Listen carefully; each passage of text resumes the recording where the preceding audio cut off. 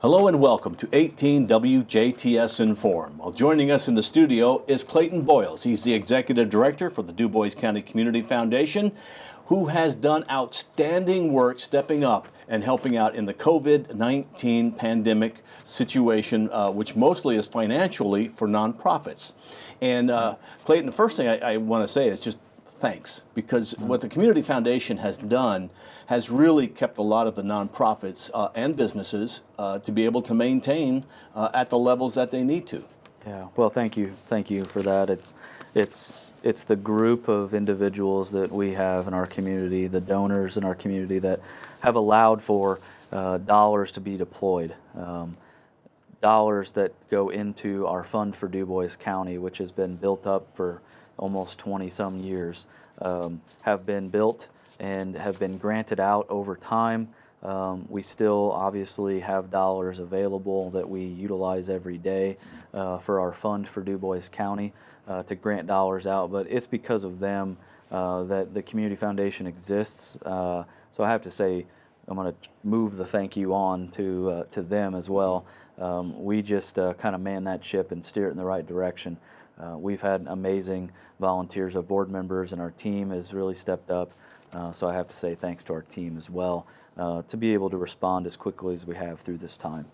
Well, 6 months ago, none of this was even in our radar. We wouldn't even have thought about this. No. And people are making donations to the Community Foundation in the form of unrestricted funds. Mm-hmm. Sometimes wondering, okay, well, you know, I'm just going to let them do what they want, because who knows what's going to happen in the future. Right. Well, here we are in the future, and thank goodness for those unrestricted funds. You're so right. An unrestricted fund, an unrestricted endowment is basically is a type of fund that gives the Community Foundation and the volunteers that look through grant applications broad flexibility to be able to respond, in this case very quickly, to community needs.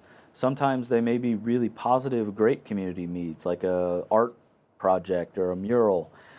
It could be to nitty-gritty stuff that's really tough to handle and things that are really impacting our community, like COVID-19. So I have to say thank you to all our unrestricted fund founders. Those are individuals and businesses and families who have trusted the Community Foundation with their donation to put it to good use, whether that be now or long term, for good or bad things that happen in our community, to be able to respond quickly. And so collectively, the 50 or 60 endowments that we have as unrestricted funds, we collectively call the Fund for Dubois County. And all of the grant dollars that we've been granting out, along with a few others, have gone to a lot of these organizations that we're going to talk about this morning. Let's go just a couple of weeks ago, I guess. Yeah. Really seemed like just a couple of weeks ago. Right. How did you guys get together? What did you decide to do? It's like, did somebody say, hey, you know, there's a lot of nonprofits are having trouble. Let's step forward. What brought this on? It's a great first question. We didn't think about grant dollars right away. We maintain relationships every day with our nonprofit community members, and so we got on a lot of phone calls. We probably talked to 10 to 15 different organizations just to get an understanding of what they're feeling right now. Mm-hmm. You know, if you think about 2 to 3, even 4 weeks ago, we didn't have the SBA loan announced yet. The PPP program loan released yet. It was right on the cusp of doing so. And so a lot of organizations were kind of in panic mode, thinking about, gosh, we're having to close our doors. We're not getting the revenue stream that we normally have, and I have payroll coming up next week. How do I get through? And so a lot of conversation was had around, if the Community Foundation came in, how could we support your organization? Every one of them were either similar conversations or starkly different, because we have so many different needs in our community and so many different types of organizations doing very different work, all being affected differently because of this pandemic. So the first thing was we reached out. We reached out to our nonprofits. We also connected with a lot of donors to translate the need that we're hearing. And then from that, Bill, our team and a few of our board members got together to think about how can we respond in a very smart, in a very efficient way, but also really fast and rapid. And so I also have to say that we have a really great Community Foundation network across the state. We share ideas, and we heard a lot of great ideas from that group. But ultimately, at first, our board of directors allocated $50,000 dedicated strictly for COVID relief. And we did it through a very rapid response grant application. Normally, a grant application isn't too hard to get through. It's little, it can be, you know, up to 30 minutes to an hour to be able to really fill out. But we wanted to make this quick, 5-10 minute time tops, and answer just a couple questions. What are your immediate needs right now? How is it affecting your organization? What do you need in order for us to get through this time? And then we were able to review it really quickly and deploy resources very fast. That's been the first part of this, which that first $50,000 went by within about a week and a half to 2 weeks. And so we went back to the table and said, gosh, we're about out of this first allocation. We have the ability to do it again. Let's allocate another $50,000. And in total, for really the past month here, we've granted out right at $100,000 to these nonprofit organizations to be able to get them through this tough time. What a great testament for what the Community Foundation does, and then for the community as a whole, because this is a way of uplifting the community. And for the, Right. you know, it's hard for the community at some points to come together, Yeah. and this is one thing that did that. You just brought everybody together. Absolutely. Let's talk about some of the grants, highlight some of what you have given and helped. Sure. I think two things. First off, Bill, is that we kind of put them in a, if you want to give them themes, one of those themes is emergency relief on, you know, frontline organizations, because there was this gap. A lot of these organizations did apply for this SBA loan. A lot of the nonprofits did, where they had eligibility to do so. And that was also something that we as a community foundation did. We encouraged those to get through that process. Some were skeptical, and we said, no, do it. If you don't, you're going to be in the minority doing it, because almost everybody is doing it, and they're receiving these funds. And so this will help you get through the next 2.5 months of payroll specifically. But we knew that there was going to be a time between the announcement of the SBA loan and actually getting funded. And we knew that there were bills to pay and frontline things to be responding to the community. And so that's where we came in with some of our grants. The other thought about our grant making right now is we know that the sun is going to rise again, and we're going to have a really normal world again. It'll look different, but it's going to be what we will call our new normal. We need nonprofits to be as robust and strong as ever at that time. And so nonprofit sustainability was a theme as well. Making sure that these nonprofits don't get hit so hard that they can't come back, that they're maintained and that they can be sustained for this mid and long-term ride that hopefully will be soon to be on. So to highlight a few, you know, thinking about our most vulnerable population, those that are lower income population, have mental health issues, have physical issues, mental health issues, those kind of things. We thought about what's the most vulnerable population going to be having, and so we supported organizations like TRICAP, American Red Cross. TRICAP got a $10,000 grant, and that's for their clients to be able to receive dollars for rent, mortgage, utility assistance, those kind of things. We don't know their financial situations right now. It's all over the board, I'm sure. TRICAP has the ability to work relationally with their clients to be able to get the dollars where they need to go. You know, daycares. Daycares is another aspect of our community that, you know, we know that there's a lot of people that are working from home right now that don't need child care now, but what happens whenever they have to go back to work? And then their child care would have closed because they didn't have the revenue coming in during the time they weren't there. It's important to keep our organizations like our child care centers intact, maybe paused, but still maintain that workforce to be able to be ready whenever it's time to return to work. Mm-hmm. And so we gave to Hummingbird Daycare, A Kid's Place, and Jasper Christian Academy, all three nonprofit organizations in Dubois County, dollars to be able to maintain and retain their staff in a time of revenue loss until their PPP loan came through. Right. It's important.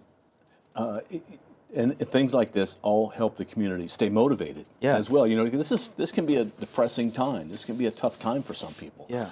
And because of the work that you've done, you've just made it easier for people to maintain their hope. Yeah, I hope so. I really do. I think that, you know, when we've made these personal phone calls back to these organizations saying, we got your application and we're funding you. It's pretty emotional sometimes. They get, and as it is for us. I mean, for us to have the ability to do this, we're just that broker.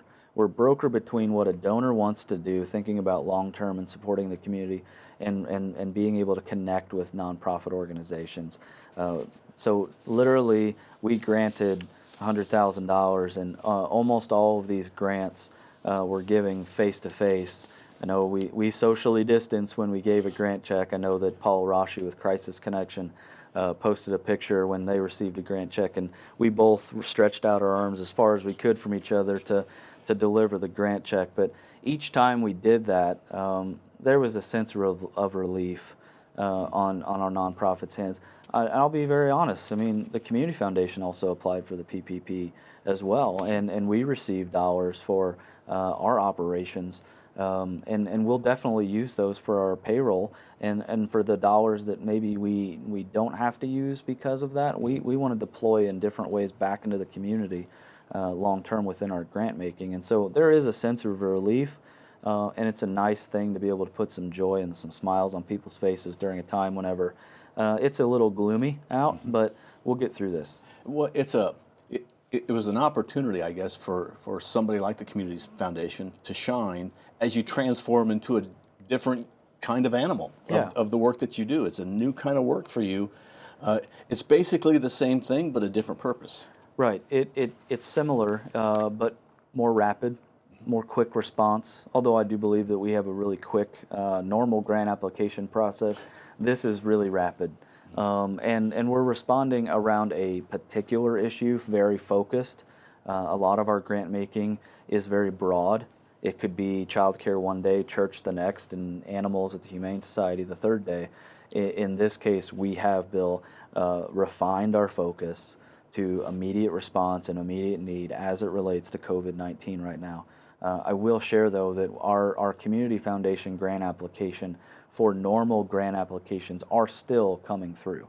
Okay. We still have a process, so if you have a park system trail that you're doing and want to apply for a grant, or you have an education program at your school that will be starting in the fall, we still want to hear from you. And so if you visit our foundation website at dccommunityfoundation.org and you click through to our grant application, you have two choices. You can apply for a normal grant application that is not related to COVID-19, and then there is a rapid response grant application for those applying for funds that are being directly affected by COVID-19. And so, yeah, our work is similar. It's just heightened and it's more focused.